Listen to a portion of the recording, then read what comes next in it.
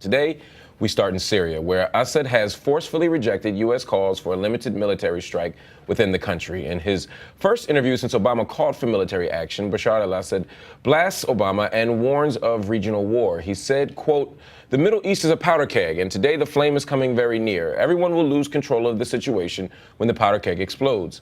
Chaos and extremism will spread. There is a risk of regional war." Assad also lashed out at Obama, calling him, quote, weak for bowing to domestic political interests. Earlier Monday, Syria's UN ambassador, Bashar Ja'afari, asked the United Nations to prevent any aggression against the country. In a letter to UN Secretary General Ban Ki-moon, Ja'afari urged the UN Secretary General to shoulder his responsibilities for preventing any aggression on Syria and pushing forward reaching a political solution to the crisis in Syria.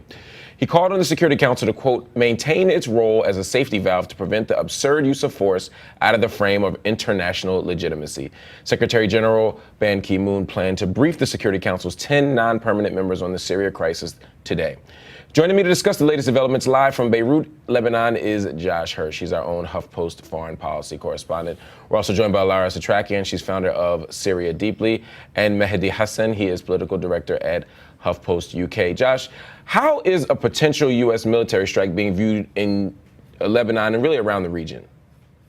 Well, look, you're going to have a different sets of views for different people depending on who you ask. I mean, there's a large portion of Syrians who have been actively participating in the rebel side or in the opposition, and a lot of them have basically said for the last couple of years that this situation has gotten worse and worse, and something has to give. Whether that you'll get the sort of a very clear answer of support for every component of Obama's plan, the limited strike part. You're going to have some people who nitpick about that, or you're going to have people who say that they wish it was bigger, or people who think it's not maybe targeting the right things. But in general, you have a large percentage of people who feel very strongly that this situation, something has to happen. On the other hand, you also have a lot of people who think that it just won't make any difference for them. You mentioned the idea of nitpicking at the scope of Obama's proposed range of power.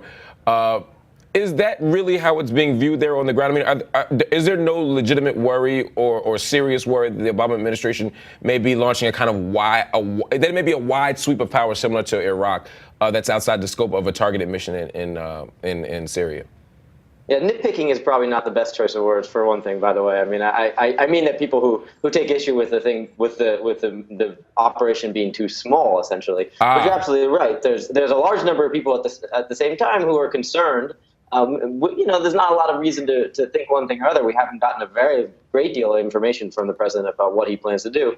But there are a lot of people, obviously, who are concerned that when the United States gets militarily involved in a tense and sectarian and complicated and already volatile situation, has a tendency to make things worse, and they have a tendency to get sucked into it. So that's I think, a very legitimate concern, and you do hear people saying that.